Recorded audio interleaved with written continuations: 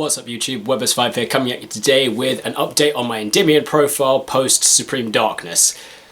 So guys, before I get into the profile, I do want to apologise for my bit of a slight hiatus over the December-January period. For those who don't know, I work in retail, so December I was really swamped with work and stuff at home. I also got quite ill over December, so I did spend a lot of time trying to recover. Some of you might be able to actually hear it in my voice. I've still got a bit of a sore throat, so that's part of the reason I haven't been uploading. I just haven't been feeling like I can do an upload. It doesn't feel... It's one of those, I don't really want to upload content that I know isn't going to be great if I'm not feeling great. But it's been about a couple months since I did an upload, and Supreme Darkness is literally just, as I said, Supreme Darkness has just come out. And within Supreme Darkness, they did print a card, which I found a really interesting way of using it in Endymion. So without further ado guys, let's get into the profile of my Endymion Fusion deck profile.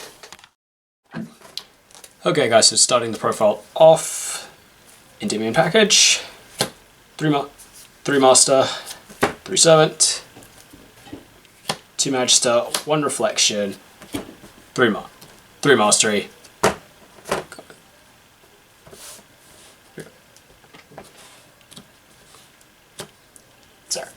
Sorry, you can't really see the match because of the glare, but yeah.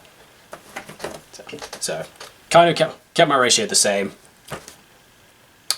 Been going back and forth about Reflection, but kind of like it right now just because it's a way of dealing with Detonator in the Rise-Hill matchup.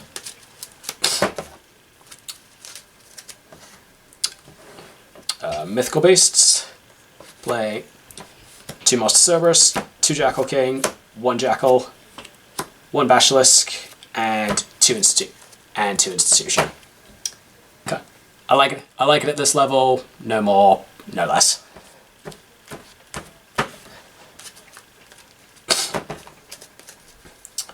And then last in the monsters, 2 Miniature Souls. Just a nice bit of an extender and part of my reason that I can out an anti-spell fragrance.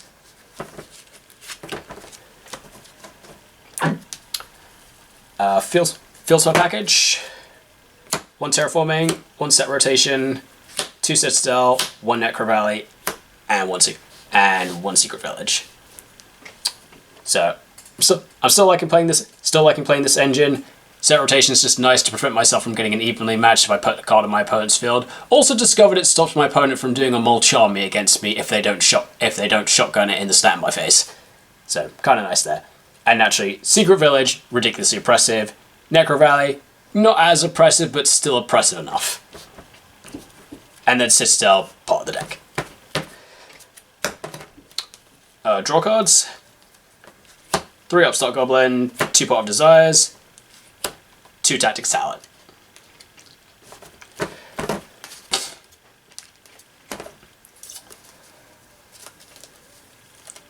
Then 3 Super Polymerization. As I said, with the new cards that came out, with the new monster that came out in Supreme Darkness that got imported, I feel there's not really a reason, considering it's now just a generic monster that we can easily use with Super Poly, I feel there's not really a reason not to try it in the main, so I gave it a go, and I really liked it in my last tournament.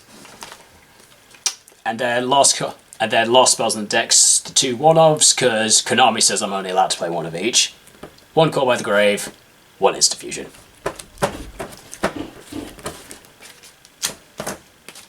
So that's it for the main deck. Going into the extra deck. Start with the only card that's kind of deck specific. 2 copies of Selene. Typically like one for summoning and then 1 for a backup. So most people know what Selene does because of the plays that you do with access code, but she's also still really decent in the deck. Her ability to prevent herself from being attacked if there's an Endymion card on the field has saved me quite a few times in the past. Then 1 Dark Charmer. Severely cut down my Charmer package because I needed to make space for other stuffs, namely the fusions I'm playing for Super Poly, and Dark's still probably just the best Charmer. 1 Access Code. I kind of just explained it. Guys, as I explained it with Selene, you guys get it. 1 IP. I I don't use this as much anymore, but still kind of just like having it as a nice option. One Artemis, threw this back in with the Megaton reprints when I picked up my SP Little Knight, because this, in tandem with Magician Souls and any spellcaster I can normal, and any of my monsters I can normal summon, just makes an easy SP Little Knight if I need to just out something before I try going into a combo. Namely things like anti-spell fragrance. One Relinquished Anima, because I do still get opponents that foolishly forget to put things in front of the extra monster zone that don't have targeting immunity. And last link monster, one Underworld Goddess. Don't use this as frequently now, but I still like having it as an option. Next, the one Synchro monster I'm playing. One Chaos Angel. Primarily just like it for the banish something and giving my monsters battle protection, but if I summon it using my full Mythical Beast way of using Basilisk and Jackal King, the ability to make itself immune to activated monster effects is kind of nice. And now finally into the fusions. So one Millenniumize Restrict as my instant fusion target. Pretty straightforward. Save myself from a hand trap so I can actually play out my turn. And now my Super Poly targets. So Magistus Chorozo. So this is the main reason I want to try Super Poly in the main, because it's generic. It only requires a spellcaster monster, which for us, the entire deck, and one Fusion Synchro Xyz or Link monster, aka the disruption that your opponent is putting on the field. So basically, so you can just drop any of your put up any of your spellcasters and Super Poly away the problem card. Job done. It's a solid 2800 defense, which is quite nice. The monster effect's also pretty decent as well, of being able to negate attacks, negating attacks, bouncing the monster, then gaining its attack, to make it a potential attacker, but we're probably not going to be using it for that. We're just probably going to be using it as the defense. The tuner also makes it quite nice if I ever just want to synchro summon, if I ever also want another way to just be able to synchro summon into the Chaos Angel with the Jackal King. Just means I don't get the secondary protection effect, but to be honest, guys, I'm primarily just going to be using it for the battle protection and the banish. One Garura, just because this is very easy generic Super Poly target against most monotype decks. Sadly, it's not as easy for me to use. I was thinking of trying to do this to try and go for game against my opponent when I was playing Ryzeal, only to remember that things like Servant is a wind attribute monster, so it doesn't actually correspond with any of them. So a bit harder for me to use, but still a decent Super Poly target against my opponent. One Dragostapelia.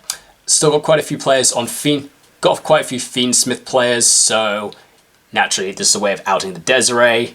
To be fair, in my last tournament I actually forgot to put this in before going into the tournament, so I did struggle a fair bit, but I put it in now. So it's there. Kind of just a nice way to out a Fiendsmith board, particularly if it's combining itself with another archetype. And my last Super Poly spot, kind of more of a spice thing, niche thing I can do. I've opted to go for one Predaplant Trip, because I've seen the kind of boards that Malice can make. So I figured Super Poly, take out two Malice monsters and like the terahertz that they put up. Boom. Easy trip. Or even just two of their links and one of my own darks. Another way there. And it's a nice 3k body that can negate a summon. Pretty nice.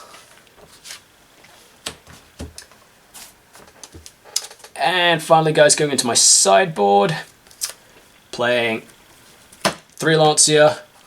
You need this, kind of just need it to stand a chance against Malice. Like, matches I've had against Malice, I see Lancia, Malice just kind of stops. It's like doing D-Shifter against a deck that needs the grave. Yeah. 3 Book of Eclipse. I've noticed in the format with things like Desiree and Ryzeal, I kind of just like having respondable removal.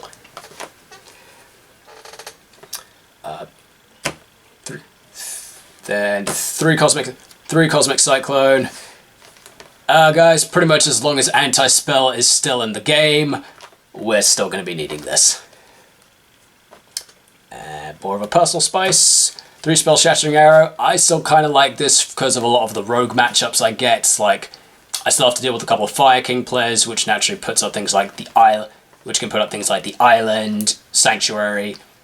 Yes, the Sanctuary is just going to protect the Fire King Island, but it's still going to get rid of the Sanctuary and burn 500. And also, if they're a Snake Eye variant, it's really good.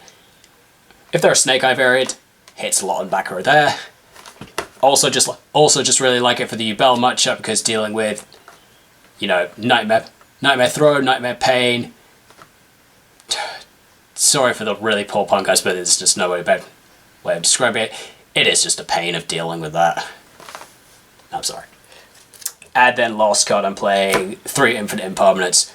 Just a nice little generic way of dealing with certain boards. Also, if your opponent's just putting up a big monster at the side of your turn that's just stopping you from doing something, even just going Imperm, negate, bait it out. Either bait it out or stop it flat.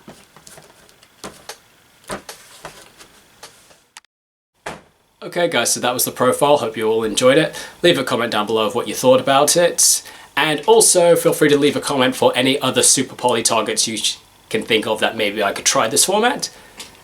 Thank you so much for watching guys, and I will see you next time.